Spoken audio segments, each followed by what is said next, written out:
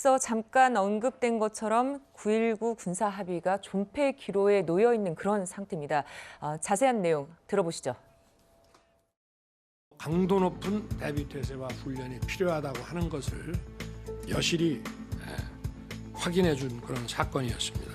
북한의 선의와 군사 합의에만 의존한 대북 정책이 얼마나 위험한 것인지 윤석열 대통령은 북한이 다시 이같이 우리 영토를 침범하는 도발을 일으키면 9.19 군사 합의 효력 정지를 검토하라고 안보실에 지시했습니다.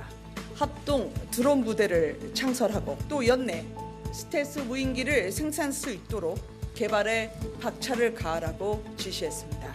북한의 도발에 대한 비례적 수준을 넘는 압도적 대응 능력을 대한민국 국군에 주문한 것입니다. 네, 2018년 합의 후 북한은 17차례나 이를 어겼고요. 특히 윤 정부 들어선 이후에는 최근 3개월 동안 15차례에 걸쳐서 도발을 해왔습니다. 그러니까 대부분이 정부가 바뀌고 나서죠. 이렇게 강경 대응으로도 선회할 수 있다라는 대통령실의 예고에 대해서 최진봉 교수님, 네. 적절했을까요? 그러니까 일단 북한의 도발에 대해서 우리가 원점 타격을 하고 2배, 3배로 보복하고 이런 부분은 저는 필요하다고 생각해요. 네. 북한이 어떤 도발을 하든 그 도발에 대해서는 우리가 강경하게 대응해야 된다고 저는 봅니다.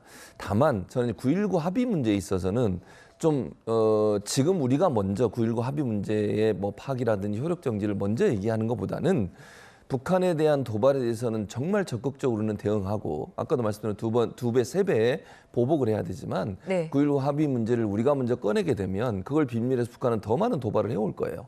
그런 부분들을 하면 좀 더 신중할 필요가 있다.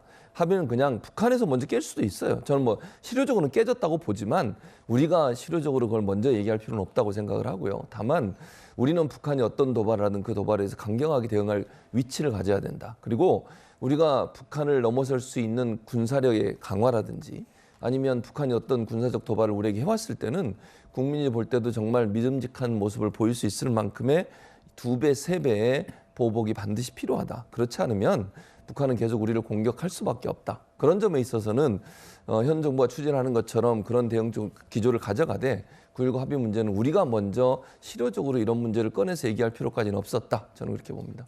네. 저는 중요하게 보는 게요. 예. 이 대북 군사 합의, 9.19 합의의 효력 정지를 검토한다 그랬잖아요. 네, 그렇죠. 이것만으로 어떤 효과가 있을 수 있냐면 이걸 정지하게 되면 북한이 가장 김정은 위원장이 꺼리고 두려워한다는 대북 확성기라든가 대북 전단을 재개할 수 있는 여지가 생기는 거예요. 예. 그 조항에 있습니다. 그래서 그런 부분을 꺼내서 검토한다는 것만으로도 북한의 압박 효과를 줄 수 있다. 저는 그런 측면을 좀 주목해 보고 싶습니다. 네. 북한의 무인기로 인한 혼란, 현명한 대처가 필요할 때인 것 같습니다.